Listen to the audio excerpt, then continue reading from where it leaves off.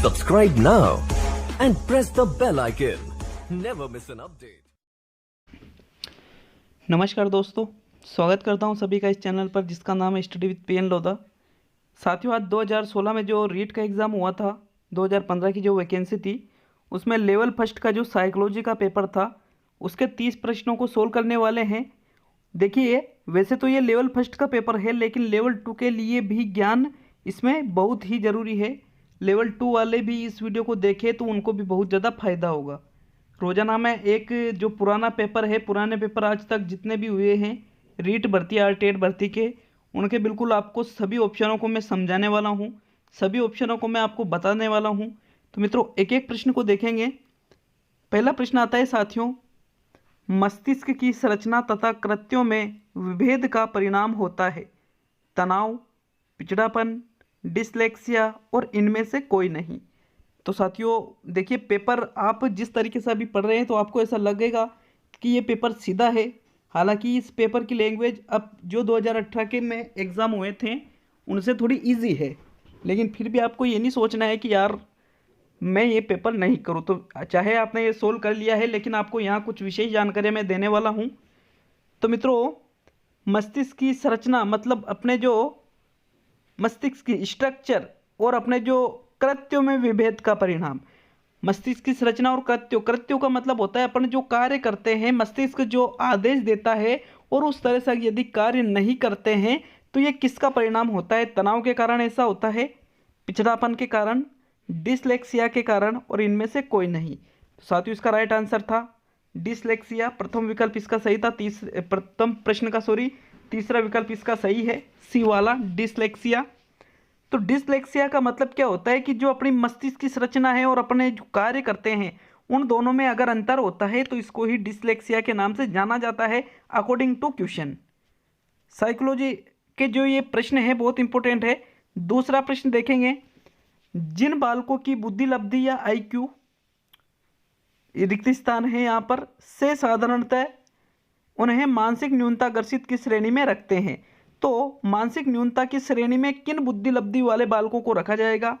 70 से कम, 70 से ऊपर, 80 से 100 के बीच में और इनमें से कोई नहीं।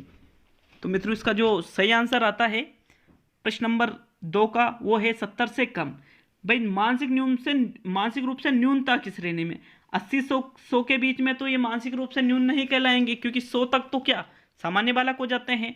अब 70 से कम और 70 से ऊपर, तो कम वालों को आप मानसिक न्यूनता से ग्रसित की श्रेणी में रखोगे। 70 से ऊपर तो कोई भी हो सकता है, कितना भी, 100 भी हो सकता है, 120 भी हो सकती है।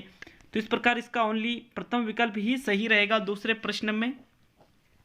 प्रश्न नंबर 3 देखते हैं, कौन से बच्चों में अमूर्तमान प्रत्ययों को ग्रहण करने की योग्यता होती है?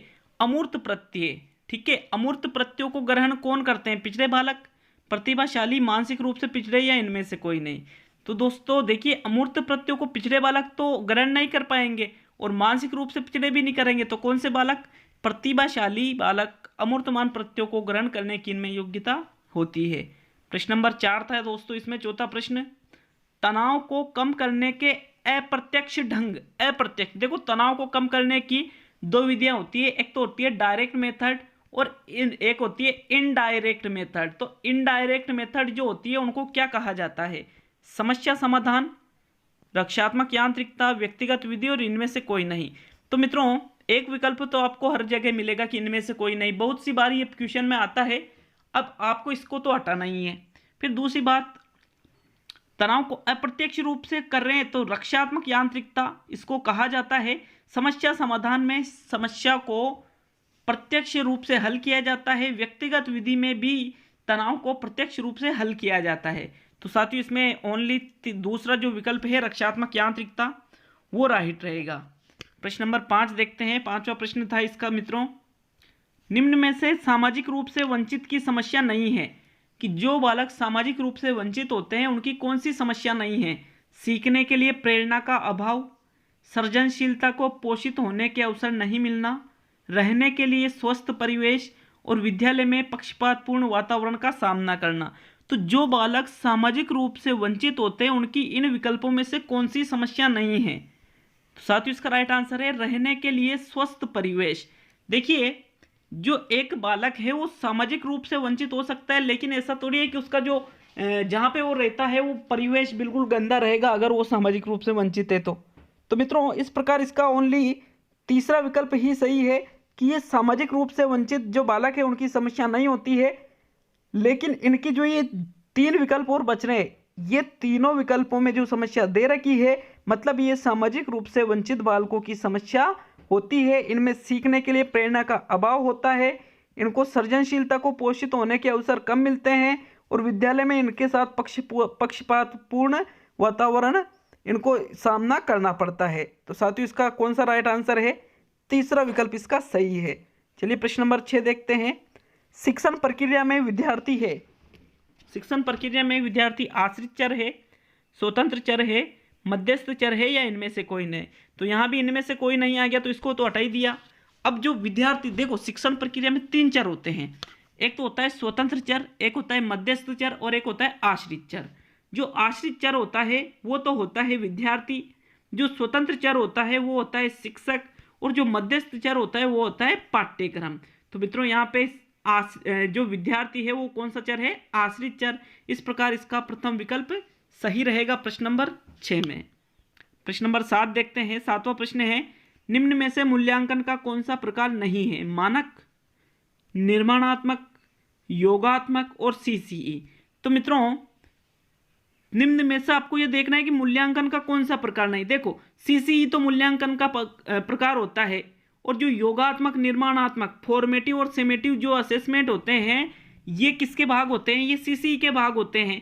तो ये भी मूल्यांकन का प्रकार है। मतलब जो मानक है वो मूल्यांकन का प्रकार नहीं है, बल्कि ये क्या है? मूल्यांकन की विशेषता है। मानकता आपने नाम सुना होगा मूल्यांकन की विशेषताओं में।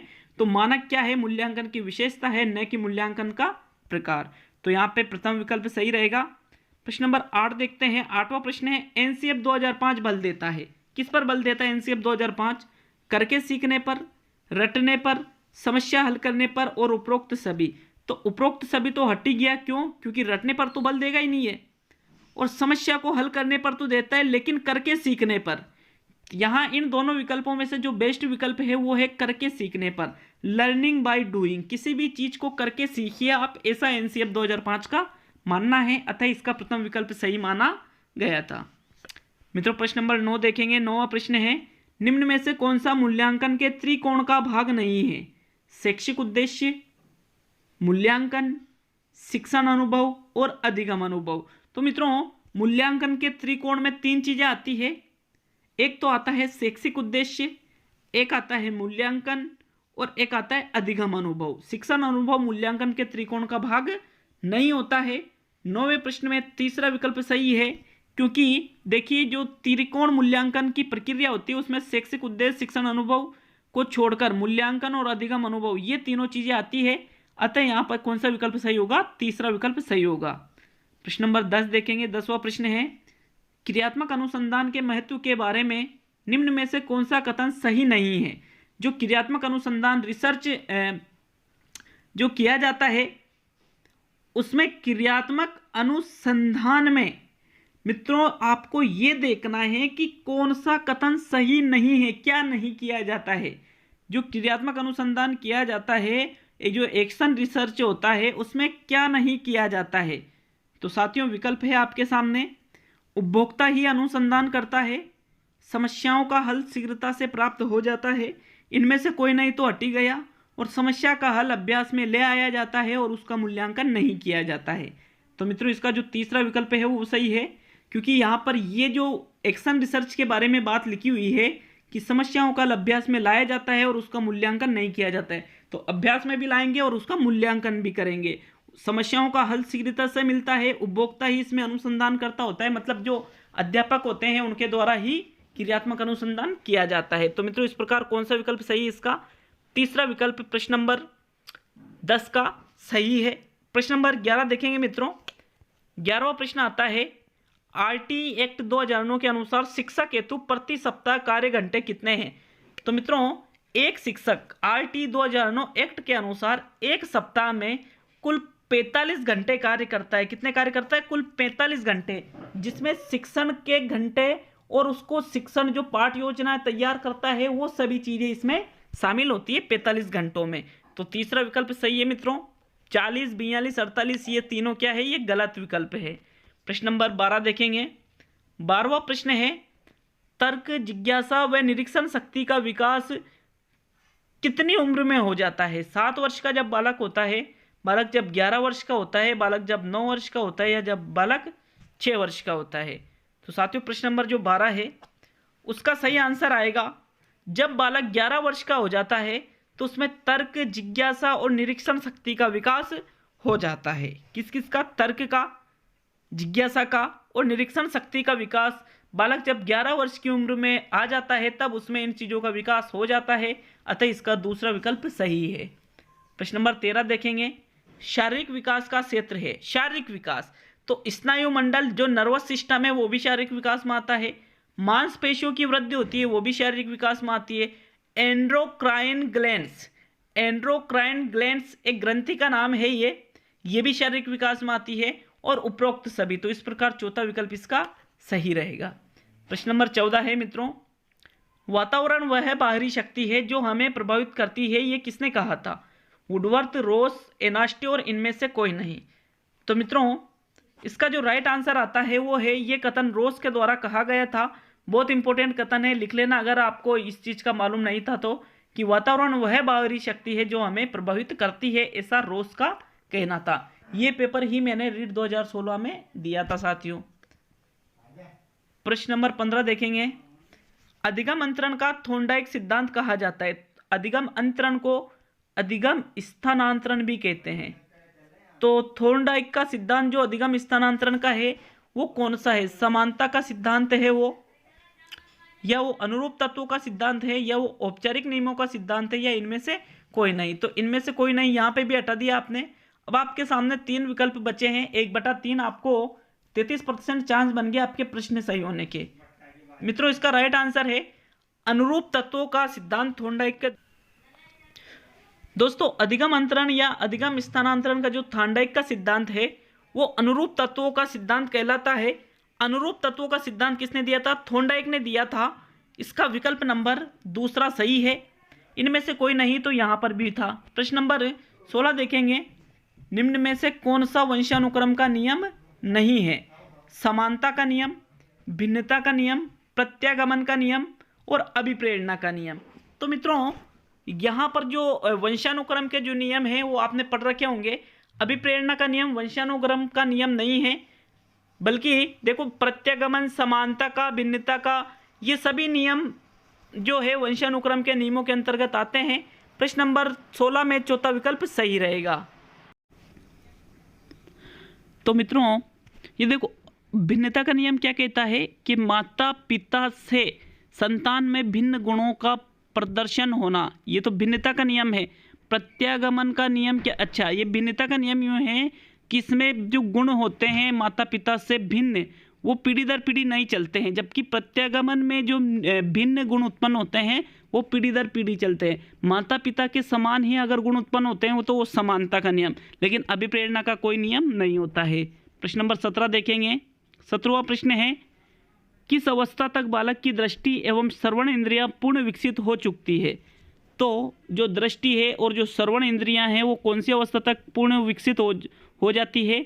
जब बालक 3-4 वर्ष का होता है, जब बालक 6-7 का होता है, जब बालक 8-9 वर्ष का होता है, या इनमें से कोई नहीं? तो मित्रों प्रश्न नंबर जो 17 है इसका राइट आंसर बताना है आपको। 17वें प्रश्न का राइट आंसर है साथियों, जब बालक 8 या 9 वर्ष का हो जाता है तो उसकी जो श्रवण इंद्रियां हैं और उसकी जो दृष्टि इंद्रियां हैं ये पूर्ण रूप से विकसित हो जाती है। तो इसलिए यहाँ पे राइट आंसर कौन सा रहेगा? प्रश्न नंबर 17 में तीसरा विकल्प। प्रश्न नंबर 18 देखेंगे।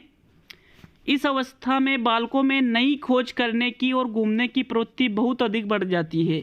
शैशव, उत्तर बाल्यकाल, किशोर अवस्था और प्रौढ़ावस्था। तो ये तो मैंने आपको साइकोलॉजी की क्लास में भी अच्छी तरह से बताया था कि बालक जब उत्तर बाल्यावस्था में होता है तो वहाँ पर उसमें नई चीज़ खोज करने की और घूमने की प्रवृत्ति, निरुद्देश्य भ्रमण की प्रवृत्ति यहाँ पर सर्वाधिक पाई जाती है, अतः इसका दूसरा विकल्प सही रहेगा। प्रश्न नंबर 19 देखेंगे। निम्न में से कौन सा उदाहरण अर्जित प्रेरक का है? जो अर्जित किया जाता है, तो भूख तो अपने आप लगती है। पुरस्कार, भाई ये अर्जित किया जाता है। रुचि, ये भी अर्जित की जाती है। विश्राम भी अर्जित नहीं किया जाता है। आप लगातार काम करते रहो, आपको विश्राम करना ही पड़ेगा, इसको अर्जित करने की जरूरत नहीं होती है। अतः माध्यमिक शिक्षा बोर्ड ने इसका दूसरा और तीसरा विकल्प सही माना था।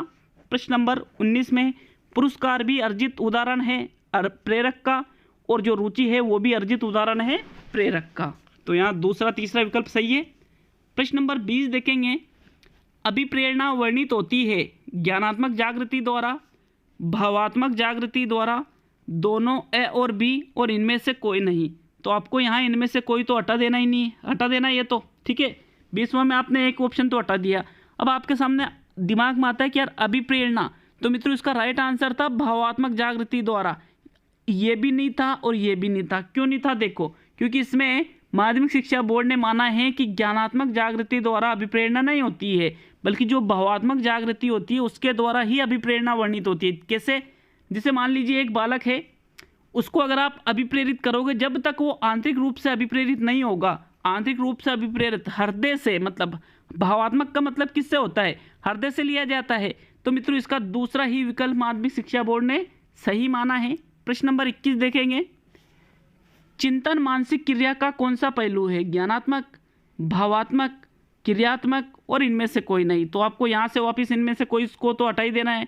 अब मानसिक क्रिया, चिंतन करते हो तो क्रिया करके करते हो, या भावात्मक रूप से तो चिंतन नहीं किया जाता। चिंतन कैसे किया जाता है? ज्ञानात्मक रूप से चिंतन किया जाता है। इसका प्रथम विकल्प सही माना गया था। प्रश्न नंबर 22 देखेंगे। संकेत अधिगम के अंतर्गत क्या सीखा जाता है? जो संकेत अधिगम है, जिसको सिग्नल लर्निंग कहा जाता है, उसके अंतर्गत पारंपरिक अनुकूलन, मनोविज्ञान, वातावरण और मनोदैहिक, तो इनमें से क्या संकेत अधिगम के अंतर्गत सीखा जाता है? राइट आंसर बताना है आपको। मित्रों, संकेत अधिगम के अंतर्गत पारंपरिक अनुकूलन को सीखा जाता है। पारंपरिक अनुकूलन को प्राचीन अनुकूलन भी कहा जाता है। क्या कहा जाता है? प्राचीन अनुकूलन भी इसको कहा जाता है। प्रथम विकल्प इसका सही माना गया था। प्रश्न नंबर 23 देखेंगे। 23वां प्रश्न है, व्यक्तिगत भेद पाए जाते हैं। बुद्धि स्तर में भी व्यक्तिगत भेद होते हैं, सही बात है। अलग अलग व्यक्तियों की अलग अलग बुद्धि होती है। अभिवृत्ति में भी व्यक्तिगत भेद पाए जाते हैं। किसी की अभिवृत्ति कैसी होती है, किसी की कैसी होती है, तो इसमें भी भेद पाए जाते हैं। गतिवाही योग्यता में जो मोटर एबिलिटीज होती है, गतिवाही योग्यता जो होती है, सभी की अलग अलग होती है, तो इसमें भी व्यक्तिगत भेद पाए जाते हैं। तो इस प्रकार इसका चौथा विकल्प सही रहेगा। साथियों, प्रश्न नंबर 24 देखेंगे। चिंतन प्रारंभ होने के लिए क्या आवश्यक है? पूर्वानुभव, भाषा, तर्क और समस्या। तो साथियों, प्रश्न नंबर 24 का जो सही आंसर है वो है समस्या, चौथा विकल्प। भाई चिंतन कब प्रारंभ होगा? जब व्यक्ति के सामने समस्या आएगी तभी तो वो सोचेगा। ऐसा तो है नहीं कि बिना समस्या के ही वो चिंतन करने लग जाएगा। तो जब तक व्यक्ति के सामने समस्या नहीं आती है, व्यक्ति चिंतन नहीं करता है। इसलिए इसका चौथा विकल्प सही है। प्रश्न नंबर 25 है, बुद्धिलब्धि संप्रत्यय विकसित किया बिने ने, रीड ने, टर्मन ने और केटेल ने। तो साथियों, बुद्धिलब्धि संप्रत्यय विकसित तो किया था टर्मन ने 1916 में। इसने क्या किया था? विलियम स्टर्न ने बुद्धिलब्धि का एक सूत्र दिया था, मानसिक आयु बटे वास्तविक आयु। इसने 1916 में, टर्मन ने उसमें संशोधन करके इनटू 100 का प्रयोग किया, तो मतलब विकसित कर दिया। तो प्रश्न आए कि बुद्धिलब्धि का संप्रत्यय किसने विकसित किया? तो टर्मन ने। लेकिन बुद्धिलब्धि का संप्रत्यय किसने दिया? तो वहां पर आपका राइट आंसर रहेगा विलियम स्टर्न ने दिया था बुद्धिलब्धि का संप्रत्यय 1912 में। इस प्रकार मित्रों, यहाँ पे तो आपको विकसित की पूछ रहे हैं और स्टर्न भी ऑप्शन में नहीं है, तो बड़े आराम से आप इसमें टर्मन लगा सकते थे। प्रश्न नंबर 26 देखेंगे। बाह्य आभास के आधार पर व्यक्तित्व का वर्गीकरण कहा जाता है। गहन दृष्टिकोण, सतही दृष्टिकोण, मानकीय दृष्टिकोण और प्रक्षणात्मक दृष्टिकोण। तो बाह्य आभास के आधार पर मतलब बाहरी रूप से आप व्यक्तित्व को देखकर उसके व्यक्तित्व का अंदाजा लगाते हो, तो उसको सतही दृष्टिकोण के नाम से जाना जाता है। क्या कहा जाता है? सतही, सतह मतलब जो सतह होती है बाहर जो दिखती है, तो ऐसे व्यक्तित्व को सतही दृष्टिकोण कहा जाता है। जबकि जो प्रक्षणात्मक दृष्टिकोण होता है उसमें ऑब्जर्वेशन किया जाता है, उसका अच्छी तरह से उसको ऑब्जर्वेशन करके उसके व्यक्तित्व का निर्धारण करेंगे। जो गहन दृष्टिकोण है, गहन दृष्टिकोण में आंतरिक बाह्य सभी आ जाएंगे। और जो मानकीय दृष्टिकोण है, इसमें जो मानक होते हैं, मानक मतलब कि भाई निर्धारित जो मानक है कि भाई अंतर्मुखी, बहिर्मुखी, या फिर जो मानक है अलग अलग व्यक्तित्व के प्रकारों के, उसके आधार पर व्यक्तित्व का निर्धारण किया जाता है। तो मित्रों यहाँ सतही दृष्टिकोण राइट है। प्रश्न नंबर है ये 26। प्रश्न नंबर 27 देखेंगे मित्रों। 27वां प्रश्न था, निम्न में से कौन सा पिछड़ेपन का कारण नहीं है? पिछड़ेपन का कारण नहीं है कि इससे बालक नहीं पिछड़ता है। सामान्य बुद्धि का अभाव होता है तो बिल्कुल पिछड़ता है इससे। तो शारीरिक दोष होते हैं तो इससे भी पिछड़ता है। विशिष्ट पिछड़ापन, जैसे अलग अलग क्षेत्र में कोई विशिष्ट पिछड़ापन है तो बिल्कुल उससे भी पिछड़ेगा। और स्वस्थ वातावरण, तो भाई स्वस्थ वातावरण से थोड़ी कोई बालक पिछड़ेगा। तो इस प्रकार इसका कौन सा सही विकल्प होगा? चौथा। प्रश्न नंबर 28 देखेंगे मित्रों।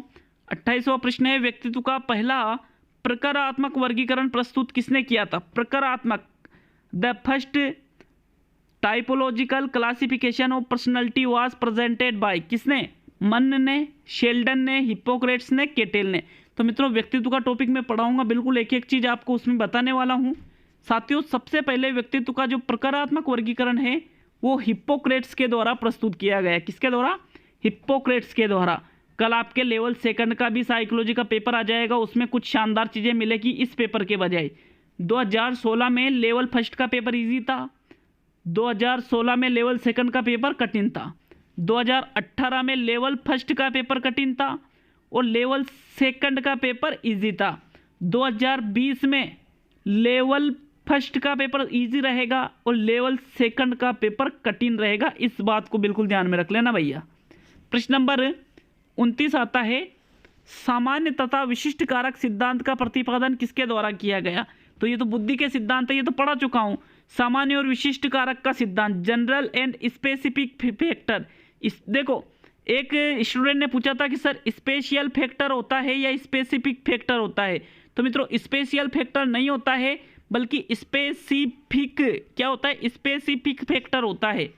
तो सामान्य और विशिष्ट कारक का जो सिद्धांत था ये दिया गया था स्पीयरमैन के द्वारा। अल्फ्रेड बिने ने तो एक तत्व का दिया था, गिलफोर्ड ने 3D मॉडल दिया था, और जो थ्रस्टन का है वो समूहकारक सिद्धांत है साथियों। तो यहाँ पे कौन सा विकल्प सही है? दूसरा विकल्प सही है। और अंतिम प्रश्न था मित्रों मनोविज्ञान का कि जो प्रगतिशील परिवारों होते हैं उसमें जो बच्चे होते हैं उनमें अपेक्षाकृत कौन सा प्रेरक अधिक प्रबल होता है? जो प्रगतिशील मतलब जो विकसित परिवार भी आप जिनको कह सकते हो, तो उनके जो बच्चे होते हैं उनमें संबंधन, जिज्ञासा, उपलब्धि, आक्रामकता, कौन सा प्रेरक अधिक होता है? तो मित्रों उनमें होता है उपलब्धि अभिप्रेरक ज़्यादा होता है। उपलब्धि अभिप्रेरक क्या होता है? समाज में निरंतर आगे बढ़ते रहना, समाज में ऐसा कार्य करना जिससे ऊंचा नाम हो, ऊंचा पद मिले, इज्जत हो। तो ऐसे जो बालक होते हैं उनमें उपलब्धि अभिप्रेरक होता है और ऐसे बालक ज़्यादा प्रगतिशील परिवारों में पाए जाते हैं। संबंधन अभिप्रेरक दूसरों से संबंध बनाना होता है कि किस प्रकार एक व्यक्ति के संबंध दूसरे व्यक्तियों से होते हैं, वो संबंधन अभिप्रेरक। जिज्ञासा अभिप्रेरक में जानने की इच्छा होती है, और आक्रामकता तो ये तो देखिए वही लड़ाई झगड़े वाली बात होगी। तो यहाँ मित्रों सी विकल्प सही है। कैसा लगा वीडियो जरूर कमेंट करके जाना। अच्छा लगता है तो यार वीडियो को लाइक करें, चैनल पर नहीं तो सब्सक्राइब भी कर देना अगर आपको इस चैनल से फ़ायदा मिलता है तो। साथियों मिलते हैं कुछ ही समय में दूसरे अगले वीडियो के साथ। सभी को बहुत बहुत धन्यवाद।